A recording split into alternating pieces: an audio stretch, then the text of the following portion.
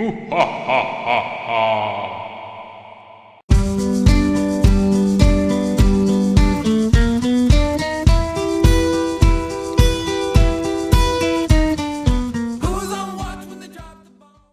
welcome to Niblet's Reviews. We're going to be doing the XK-8 Tactical today. I've got the GP counterpart, the XK-8, along as well. Got a G36E, fairly common gun. Most regard it to be one of the, if not the best gun in the game. Similarity with the scopes, both sniper scopes.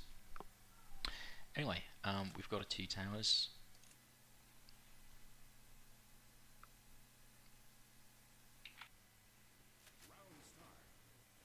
So we've just dived into the 2 towers. You can see we're roughly a third of the way through the game. It's 80 kills. Now,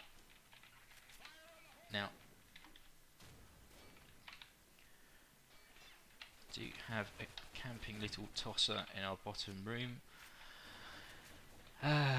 Right. Anyway, XK-8 Tactical. Paint job. Looks at the gun. It's fairly small on the screen. If you don't include the horrendously oversized scope, which looks like a toilet roll. It's the only thing I could really compare it to. I'm not sure what they were thinking when it certainly wasn't aesthetics when they were considering adding that to the top of the gun. Anyway, getting mildly owned at the moment. A few of the stats of the gun. It's got 40 damage, which is okay for an assault rifle. It's definitely not the best. I mean, G36E, you're looking at a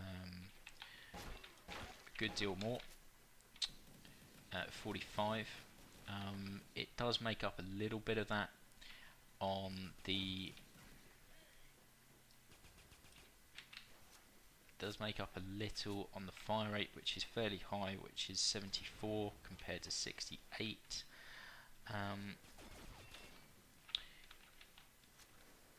Now, just gonna try and kill a couple more people. Try and get my KD back. Running over mines probably isn't gonna help. They're everywhere. Anyway, portability on this gun. This is a bit of an advantage over the G36. It feels a bit zippier. It's got an extra 5 portability, which I think is really nice, and it feels you can actually feel the 5 as well. I've no idea how I managed to get exploded by that mine then. I wasn't anywhere near it. Yeah, so it feels nice and fast to run around with. And you know, if you can ignore that big ugly scope, then you know it looks pretty good as well. Now, I watched Baxter's review. He wasn't impressed with the spread pattern at close range. To be honest, I'm not finding that much of an issue. It does, as he said, it looks like a bit of a V.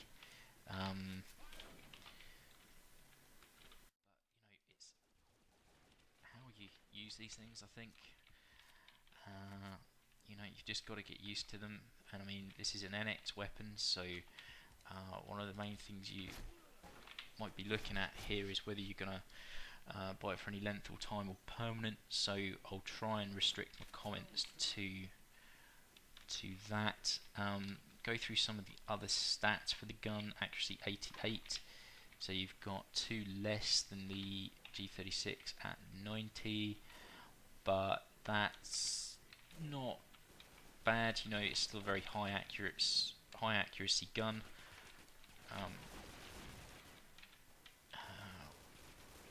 Yeah, okay. I mean, you've got this silencer, which you don't get with the G36. G36, however, though, you do get a crosshair with your scope instead of the funny little circle thing in the middle. It takes some getting used to, I must admit. I can't see how that improves accuracy in any way. Even a little red dot probably would have been better. you know, so recoil on the gun is 66. It's 2 less than the G36, but I'll show you in a second that that doesn't actually mean anything. The G36, if anything, has around half the recoil of the XK-8 Tactical. It's really bizarre, and it has a tighter spread, which you wouldn't think, because you know, the stats tell a completely different story. Now, stop camping. Anyway, more campers. AFK. Ah. Anyway, right, damage over time for this gun is 29.6, which is 1 less than the G36. That's primarily, even though you've got 5 less damage at 40, you've got a much higher rate of fire at 74, it's 6 more than the G36, which is 68. So not much to choose from there. We got a 14.6 on that particular game. So we've just come into the follow-on game from the one we were playing in just a second ago. Really didn't get to the bottom of the XK-8 Tactical. So 14.6 in the last game, which is a fairly good, respectable KD. Got a grenade going to go off behind us, but we got the spec. Yummy, yummy. Specs on toast. Oh, another one. Ooh, come here. I want to. I like your bees. Right, okay, so that's 2 specs down. Going pretty well so far. We'll see if we can kill another. Yeah, still feeling fairly zippy, this gun. It's feeling really nice. Really liking the portability. Spread pattern I'm not finding too bad. Oh, headshotted. No. A few of the stats compared to the standard GP XK-8. You got 1 more damage on the tactical. You have 3 more portability. Rate of fire is the same accuracy as 2 more. 88 compared to 86. And recoil is 2 less. Oh, more specs, more specs. Where are you? There you are. So anyway, yeah, the effect of the 1 point damage difference, damage over time drops by 0.7 on the standard XK-8. Not sure what happened then. I was reading a bit of paper and all of a sudden I had a Viper in my face. Yeah, anyway. So you actually get a little bit more bang for the buck when you're looking at the tactical. Sometimes Nexon don't do that. There's Vipers everywhere.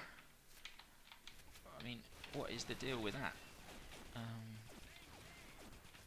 Thankfully they're not particularly good at being Viper, so that's one advantage.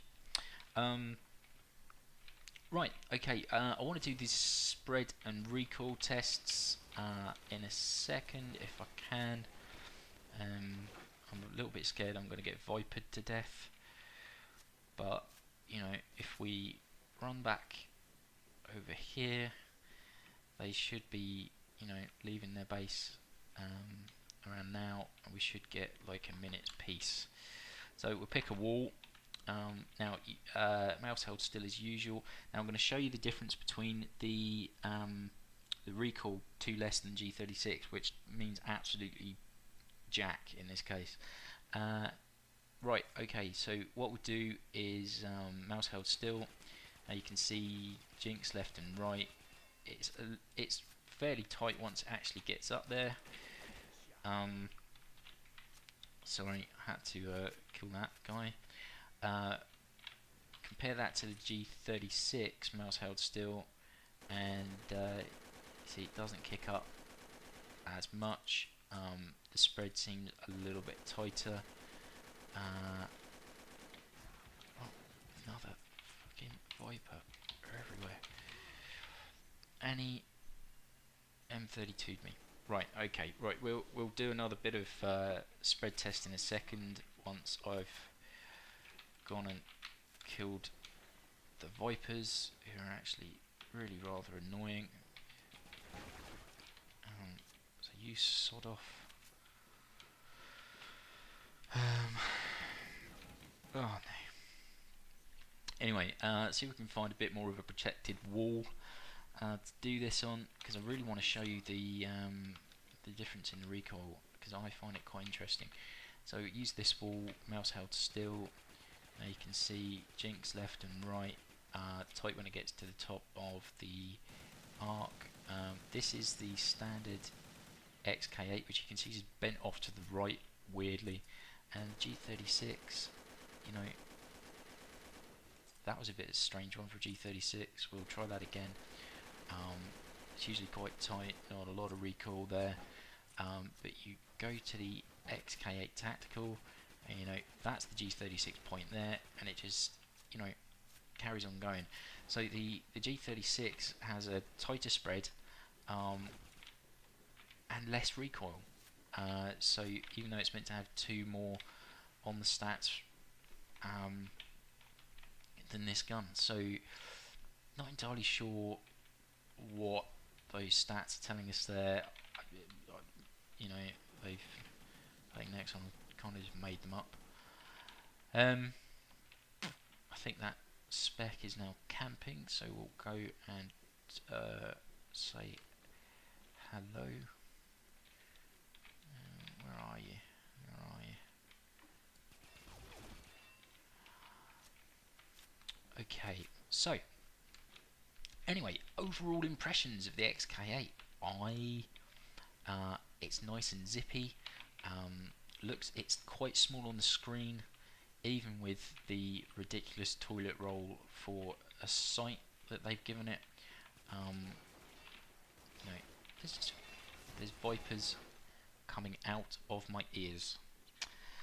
Anyway, you get more bang for the buck than the standard XK-8.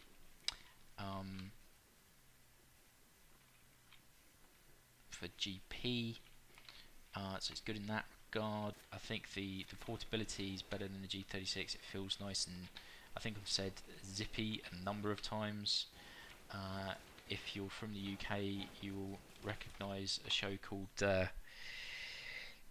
Rainbow. Georgian Bungle in the jungle as if he's having fun. So hopefully this video has showed you that the gun is usable at range with that sight. It's alright close quarters. I know Baxter doesn't like the funny V pattern of the spread, but yeah, hopefully this has given you enough of an insight into the gun in order to allow you to make an informed decision. So I'm just going to finish this game off, but I'll sign off now. And once again, thank you very much for watching, and I'll talk to you in the next video. Thanks.